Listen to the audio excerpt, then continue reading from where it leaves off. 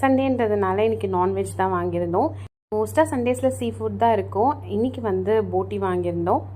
லஞ்சுக்கு போட்டி குழம்பும் ஃபிஷ் ஃப்ரையும் குழம்பு ரசமும் கூட லஞ்சுக்கே செஞ்சாச்சு. நைட்டுக்கு எதுவும் சமைக்கிற வேலை எதுவும் இல்லை.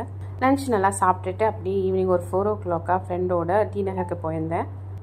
குழந்தைங்களெல்லாம் கூட்டிகிட்டு போகிறத விட இந்த மாதிரி ஃப்ரெண்டோடு போனால் நல்லா ஜாலியாக என்ஜாய் பண்ணிட்டு வருவோம். ஃப்ரெண்ட் தான் எல்லாம் வாங்க வேண்டியது இருந்தது. நான் சும்மா கூட அவங்களுக்கு கம்பெனிக்கு தான் போயிருந்தேன். பாப்பாவை தூங்க வச்சுட்டு தான் போனேன். அதனால் நிறைய நேரம் நான் வந்து டி நகரில் இருக்க முடிஞ்சுது. ரிலாக்ஸ்டாக ஷாப்பிங் எல்லாம் முடிச்சுட்டு அப்புறம் A2Bயில் ஸ்நாக்ஸ் சாப்பிட்டோம், காஃபியும் குடித்தோம்.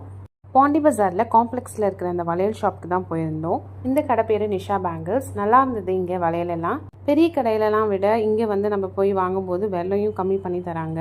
ஹன்சிகாக்கு ஸ்கூலில் போட்டுக்கிறதுக்கு பேண்டு, கிளிப்பு, ஹெட் பேண்ட்லாம் தேவைப்பட்டது. அதுவுமே நான் பக்கத்தில் இருக்க கடையில் வாங்கிட்டு போனேன். ஷாப்பிங்கை தாண்டி நாங்கள் 2 பேருமே ஒரு நல்ல குவாலிட்டி டைம் ஸ்பெண்ட் பண்ணோம்.